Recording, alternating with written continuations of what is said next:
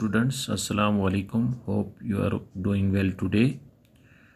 Today we are going to teach science of class 7th and our topic is measurement of time. जो जैसा कि हमने कल speed पढ़ा, स्पीड कहते हैं टोटल डिस्टेंस कवर्ड और टोटल टाइम टेकन, यानी कितने टाइम में कितना फासला जो आपने तय किया उसको स्पीड कहते हैं। आज हम मेजरमेंट ऑफ टाइम की मेजरमेंट कैसे लेते हैं। If you did not have a clock, अगर तुम्हारे पास एक घड़ी ना होती, how would you decide what time of the day it is, दिन में क्या वक्त होता है। Have you ever wonder how our elders could tell the approximate time of the day by just looking at shadows. आपने देखा है, आपने सुना है कि हमारे जो एल्डर हैं, हमारे जो बुज़ुर्ग थे, वो हमारे साए को देख के वक्त बता देते थे कि अभी ये साया ढल रहा है, अभी ये दोपहर का टाइम है, शाम का टाइम है, सुबह का टाइम है। आपने देखा है कि जब सुबह सूरज चढ़ता है उस टाइम हमारा साया जो है काफ़ी लंबा होता है। दिन के टाइम 12 बजे साया गायब हो जाता है, हमारा बिल्कुल सूरज जो है सर पे होता है और शाम को फिर हमारा साया लंबा हो जाता है। How do we measure time interval of a month a year, हम एक महीने का, एक साल का टाइम कैसे देखते हैं, मेजर करते हैं। आवर एंसेस्टर्स, हमारे अवाइदा, notice that many events in nature repeat themselves after different interval of time. हमारे अवाइदाद ने ये चीज़ नोटिस की है कि बहुत से इवेंट्स हैं इन नेचर कुदरती तौर पे रिपीट देमसेल्व्स, खुद रिपीट होते हैं after different intervals of time, एक मखसूस वक्त के बाद। For example they found that the sun rises every day in the morning, ये भी आपने देखा कि सूरज सुबह को चढ़ता है। The time between one sunrise and the next was called a day, एक सूरज चढ़ने से दूसरे तक के जो वक्त है उसको हम एक दिन कहते हैं। Similarly month was measured from one new moon to the next, एक नया चांद चढ़ा फिर दूसरे तक हम कहते हैं अब एक महीना हो गया।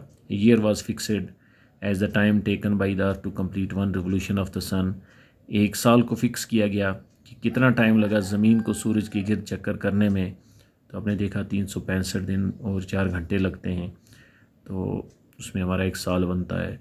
Often we need to measure intervals of time which are much shorter than a day, एक दिन से कम जो वक्त है उसका जो हमें ज़रूरत पड़ती है मेजरमेंट करने की। क्लॉक्स और वॉचेज़ और perhaps the most common time measuring devices, हमारे पास जो घड़ियाँ हैं, क्लॉक्स हैं, वो ही शायद एक अहम मेजरिंग डिवाइसेस हैं जिससे हम टाइम को मेजर करते हैं।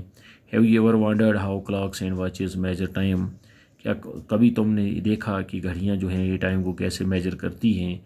The working of clocks is rather complex but all of them make use of some periodic motion. One of the most well known periodic motion is that of a simple pendulum. आपने घड़ी की pendulum देखी है ना, एक में वो कैसे उसका जो बॉब है वो चलता है। Simple pendulum consist of A small metallic ball, इसका एक छोटा सा मेटल बॉल होता है, और ए पीस ऑफ स्टोन या एक पत्थर का टुकड़ा होता है, suspended from a rigid stand, एक बड़े सख्त स्टैंड के साथ बांधा होता है बाई ये थ्रेड, उसके साथ धागा लगा होता है, जैसे आप ये घड़ी में देख रहे हैं।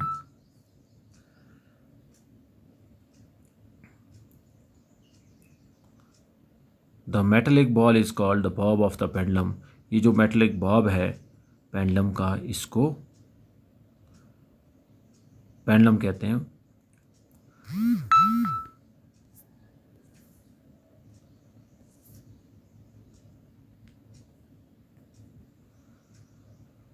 Figure 13.4 shows the pendulum at rest in its main position when the bob of the pendulum is released after taking it slightly to one another। अब देख रहे हैं 13.4 में ए में एक ये वॉल क्लॉक है, इसका जो पेंडुलम इज़ एट रेस्ट, वो भी रेस्ट में है। In its mean position when the bob of the pendulum is released, जब ये छोड़ा जाता है, after taking it slightly to one side it brings to move to and fro, ये आगे और पीछे चलता है। The to and fro motion of a simple pendulum is an example of periodic और एन ऑसिलेटरी मोशन, ये एक time के साथ चलती है तो इसीलिए इसको पीरियडिक मोशन कहते हैं। इसकी जो मोशन है, इसकी जो हरकत है, और उसे ऑसिलेटरी मोशन भी कहा जाता है। आप यहाँ पे देखें ये कॉमन क्लॉक है, डिफरेंट पोजीशन इसकी, बॉब 0 पे है। जब ये आगे जाता है ए पे, फिर वापस 0 पे, फिर बी पे चला जाता है। तो ये इसकी पीरियाडिक मोशन है। जैसे आपका स्विंग है, झूला खेलते हैं आप, झूला झूलते हैं। The pendulum is said to have complete one oscillation when its bob start from its mean position O moves to A to B and back to O. जब एक पेंडुलम जो है उसका कहेंगे हम is said to have completed one oscillation, इसने एक चक्कर पूरा किया। व्हेन इट्स बॉब, जब इसका बॉब जो है started from its mean position, यानी ये अपने 0 से ओ से शुरू हो गया, मूव्स टू ए पे चला जाता है, फिर 0 पे आता है, फिर बी पे, फिर आके 0 पे पहुंच जाता है, या आप ओ कहेंगे, तो ये हम कहेंगे इसकी एक ऑसिलेशन पूरी हो गई। The pendulum also complete one oscillation when its Bob moves from one extreme position A to the other extreme position B and comes back to A. The time taken by the pendulum to complete one oscillation is called time period. अब time period किसे कहेंगे? दो चीज़, एक तो आपने इसमें देख लिया कि ऑसिलेटरी मोशन या पीरियाडिक मोशन क्या है। तो पेंडुलम, जब यहाँ पे लिखा है pendulum is said to have complete one oscillation when its bob starts from its mean position to extreme position and then back to its mean position, तो इसमें जो इसका एक चक्कर पूरा हो गया उसको ऑसिलेशन कहते हैं। वो टाइम क्या है? The time taken by pendulum, pendulum को कितना टाइम लगा एक ऑसिलेशन, एक चक्कर पूरा करने में, उसको हम टाइम पीरियड कहते हैं। Activity 13.2 set up a simple pendulum as shown in figure 13.4 with a thread or string of the length nearly 1 metre, switch off fans near by. कहता है कि आप set up a simple pendulum as shown in figure 13.4 A.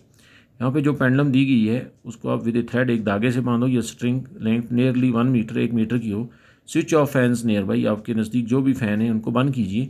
Late the bob of the pendulum come to rest, अब इस bob को आराम में आने दीजिए। At its mean position mark the mean position of the bob, अब इसकी जो मीन पोजीशन है उसको मार्क कीजिए on the floor below it और on the wall behind it, या तो नीचे से या साइड पे, दीवार पे।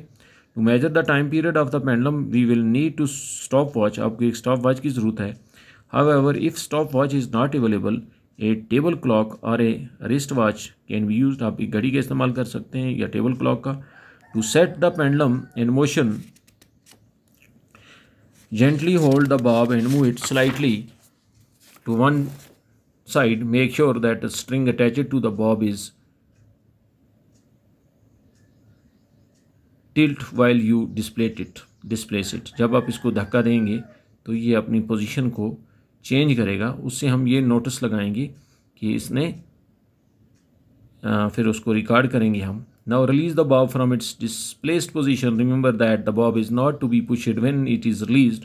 Note the time on the clock when the bob is at mean position instead of the mean position. You may note the time when the bob is at one of the extreme position. Measure the time of the pendulum takes to complete 20 oscillation. अब देखें इसने 20 चक्कर लगाए, 20 चक्कर में कितना time लगा, तो वही हम देखेंगे। अगर 20 चक्कर में इसको 1 मिनट लगेगा तो हम कहेंगे कि इसका जो टाइम पीरियड है वो 1 सेकंड है।